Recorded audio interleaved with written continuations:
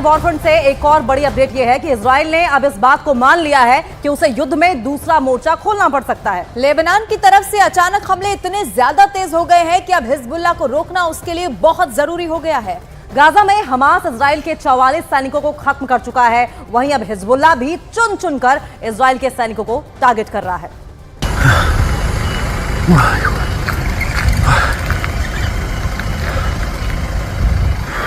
ये गाजा नहीं है, ये हमास भी नहीं है, ये है उत्तरी इजराइल। लेबनान से लगे हुए इस इलाके में जैसे जहन्नुम की आग जल रही है। इजराइल अब लेबनान को गाजा बनाने की तैयारी में जुट गया है क्योंकि हिजबुल्लाह ने इस हमले को अंजाम दिया है। इजराइल और लेबनान बॉर्डर पर हुआ यह हमला एंटी टैंक मिसाइल से किया गया है। दावा किया जा रहा है कि इस हमले में इजराइल के कई सैनिक बुरी तरह घायल हुए हैं। अगर ये हमला बड़ा लगा तो इस अटैक को देखिए। हिजबुल्लाह के लड़ाके रमीम बैरक के पास एंटी टैंक मिसाइल फायर करते हैं और फिर होता है ये धमाका।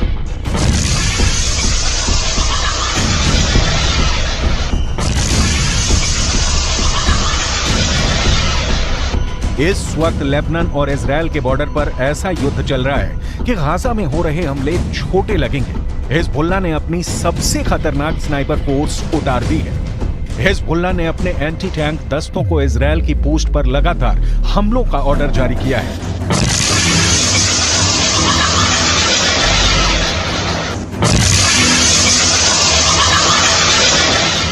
इन धमाकों ने एक बड़ी गारंटी दे दी है। इन हमलों ने साफ कर दिया है कि अब इजराइल लेबनान को माफ नहीं करेगा। इजराइल के रक्षा मंत्री की बड़ी धमकी देखिए। מה שאנחנו עושים בעזה אנחנו יודעים לעשות בביירות. מה שאנחנו עושים בעזה אנחנו יודעים לעשות בביירות. इजराइल की वार्निंग बहुत साफ है। उसने जो हाल फिलिस्तीन के गाजा का किया है, यही हाल वो लेबनान की राजधानी बेरूत का कर सकता है। यानी इजराइल ने अब जो पहले गाजा का हाल किया है, वही वो बेरूत को दूसरा गाजा बनाकर करेगा। सवाल है कि इस युद्ध में कितने गाजा बनेंगे। हिजबुल्लाह का एक और हमला देखिए। हिजबुल्लाह ने इस वक्त इजराइल की नाक में दम कर दिया है। इजराइल को दूसरा मोर्चा खोलने के लिए मजबूर कर दिया है। हिजबुल्लाह इस वक्त इजराइल के लिए सबसे बड़ी टेंशन बन चुका है क्योंकि हिजबुल्लाह ने साफ कर दिया है कि वो हमास के लिए अब कुछ भी करेगा और वो इजराइल पर हमले जारी रखेगा। شهدنا في الأيام القليلة الماضية موجة جديدة من التهديدات من نتنياهو من جالنت من جانيتس من آخرين باتجاه لبنان، وسببه هو ارتفاع مستوى القلق باتجاه ما يجري في هذه الجبهة وارتقائها كما ونوعا وعمقا. طبعا نحن سنستمر في هذا الموقف في هذا الأداء.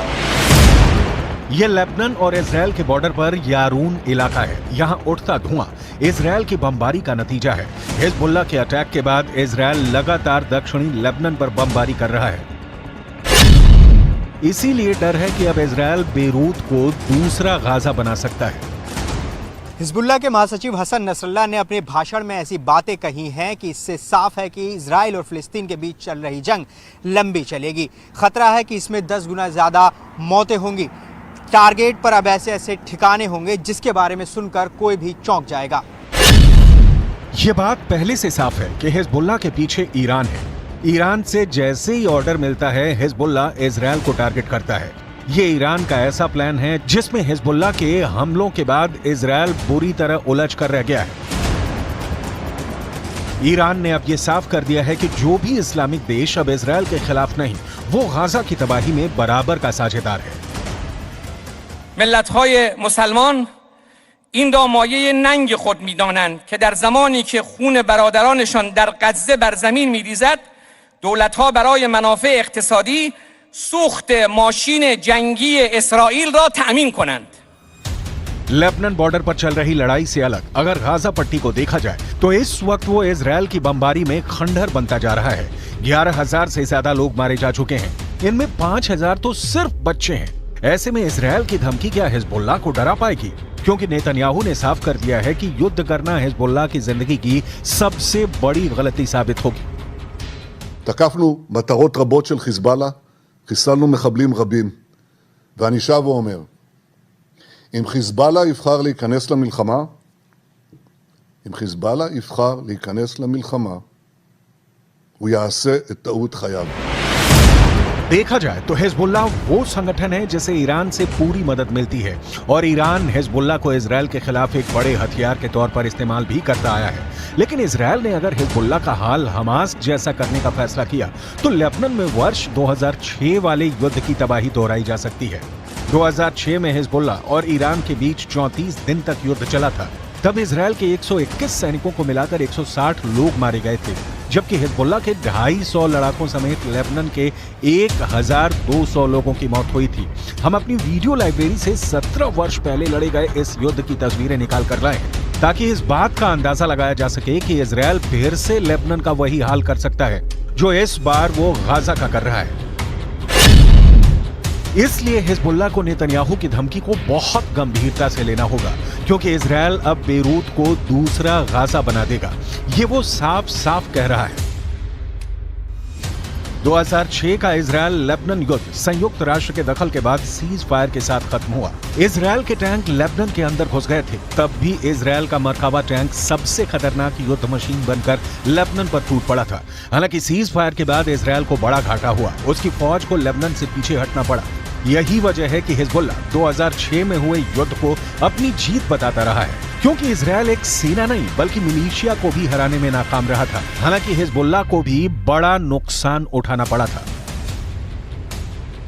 ऐसे में अगर ये जंग बढ़ी और लेबनान और इजराइल के बीच युद्ध आर पार का हुआ तो इस बार हिजबुल्लाह को बड़ा झटका लग सकता है। ऐसे में समझ लीजिए कि अगर हिजबुल्लाह को झटका लगा तो इसका असर तेहरान तक पहुंचेगा। वैसे नेतन्याहू भी यही चाहते हैं, लेकिन उनकी ये ख्वाहिश अब पश्चिम एशिया को बारूद के ढेर पर बैठा चुकी है और इसमें सबसे खतरनाक बमबारी हिजबुल्लाह की तरफ से की जा रही है। गाजा से अलग इजरायल लेबनान बॉर्डर पर जो युद्ध अब तक धीमा चल रहा था, उसमें अचानक बारूद की मात्रा बढ़ने से दुनिया में घबराहट फैलती जा रही है।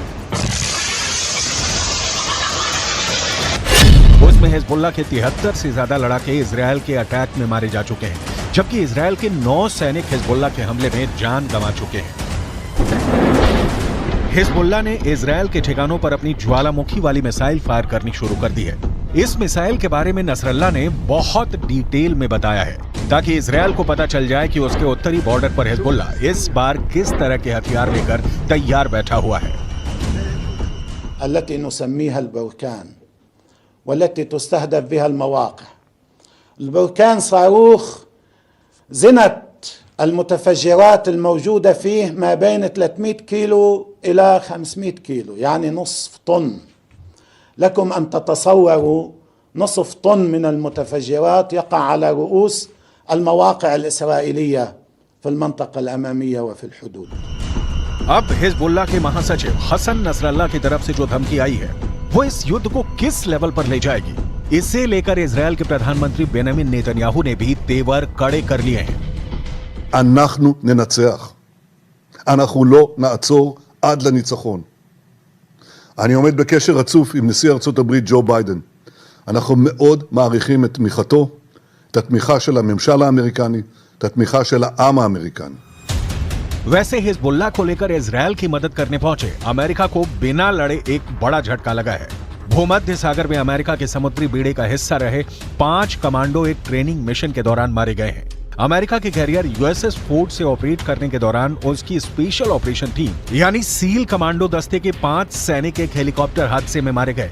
इस वक्त इजरायल और अमेरिका के लिए 4 एच बहुत बड़ा खतरा बने हुए हैं। इन चारों एच के बारे में बहुत गौर से समझिएगा, क्योंकि इन चारों एच को ईरान का पूरा समर्थक है। एच से हमास, एच से हिजबुल्लाह यानी लेबनान का मिलिशिया, एच से इराक का मिलिशिया हश्द अल शाबी, एच से हूथी यानी यमन का विद्रोही गुट। इजरायल के शहर टारगेट पर हैं और गाजा में बमबारी के खिलाफ हिजबुल्लाह और हूथी दोनों ने अपना हथियार गोदाम खोल दिया है। लेकिन ऐसे हमलों और गाजा पर बमबारी जारी रखने के बीच नेतन्याहू ने अपना वॉर ट्रायंगल तैयार कर लिया है। नेतन्याहू के वॉर ट्रायंगल में सबसे बड़ा कोना गाजा में हमास का पूरी तरह खात्मा है। नेतन्याहू के वॉर ट्रायंगल में दूसरा बड़ा कोना लेबनान में हिजबुल्लाह का अंत है।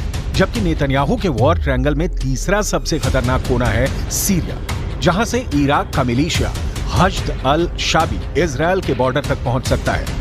यही वजह है कि सीरिया पर इजरायल की एयरफोर्स ने हमले तेज कर दिए हैं। ये तीनों जगह इजरायल के बॉर्डर से लगी हुई हैं और इजरायल इन्हें अपने खिलाफ सबसे बड़ा खतरा मानता है। इजरायल के जवाबी हमलों को देखकर कोई भी नहीं कहेगा कि इजरायल अब पीछे हटेगा। उसके रास्ते में जो आएगा इजरायल अब उसे मिटाना चाहता है, फिर चाहे वो हमास हो, हिजबुल्लाह हो, यमन हो या फिर ईरान। इजरायल का इरादा पक्का है, जो उससे टकराएगा चूर चूर हो जाएगा।